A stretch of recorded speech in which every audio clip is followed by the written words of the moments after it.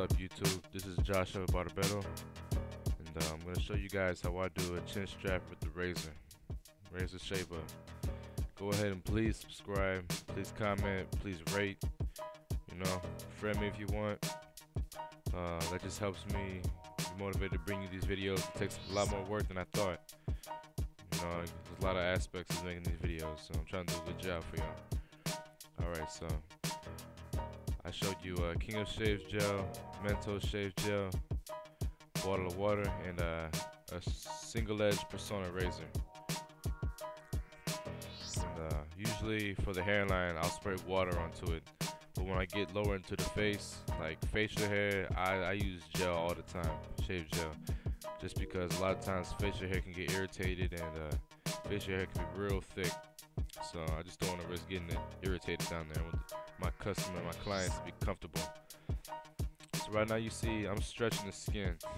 I'm stretching the skin the opposite way that the razor is gliding. That's very important to stretch the skin and keep the razor blade at an angle so you won't cut your customer. When you stretch the skin, that'll give you a tight surface that will allow your blade to glide across the skin. So a single edge razor, I like it because it's real sturdy. It's real sturdy. It's like feels more like a straight razor, and it's just actually sometimes I just depends on what I feel like using.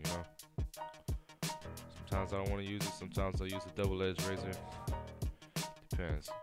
I mean, you see here, this guy, client here, he has a big hairline, so I mean, a wide blade, won't go into his eyebrow or anything. I don't have to worry. It's real comfortable, easy to use for this haircut. And he has real thick facial hair, so I like using this. It's real sturdy. Alright, so I'm applying King of Shave Gel onto my client's face right now. I'm stretching the skin. I'm going to use the corners. I'm using the corners right here of this blade to shave the arch right here. You see, I'm going against the grain because I'm staying close to the hair. But when I get more into the face, I go with the grain. I'm going with the grain so I prevent irritation and razor bumps. Some people's hair is more likely to get razor bumps than others.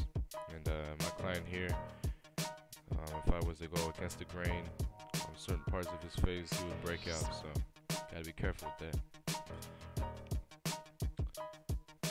Sorry for getting in the way here. So you see here, I stretch the skin, and for this part here, I'm going with the grain downward. For a lot of customers, I'll just go straight up against the grain. Gets it real close and real clean. You just gotta get to know you gotta examine their skin, examine their skin and see what works for them. So on this area of the face, I go downward with the grain. You should never go upward with that part. Never go upward. Never go against the grain in this area of the face.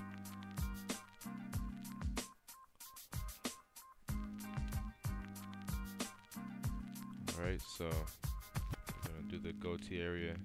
You see, I'm still stretching the skin there.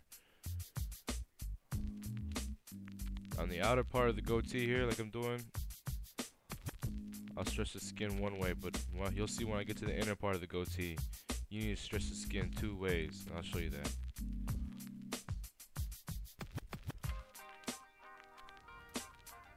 This guy has been my client for a while. Been with me since I was cutting hair in my bathroom back in the day, so he's been there for a while. He's followed me wherever I went. He's a good dude. Always got a new story to tell me every time. So you see here, I'm using the backhand method. I would normally use, just regular forehand, but I'm trying to stay out the way of the video. And yeah, you see, that's why I didn't use the other way. But sorry about that. Just whatever you're comfortable with, that's what you got to do. If you're comfortable going backhand on certain parts of the face, go ahead and do that.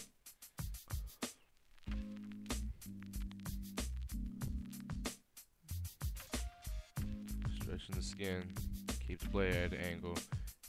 Keep that blade gliding across the skin.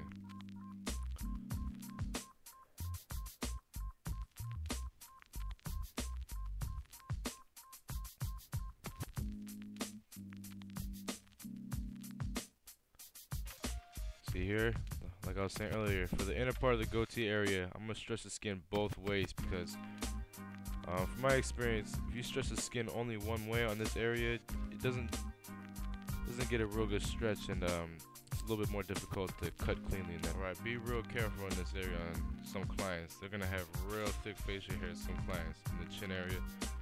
I don't know why he made that face, but keep that blade at a good angle, and make sure the blade is gliding across the skin. Don't put pressure into the face because it will be tougher for a lot of people in this area.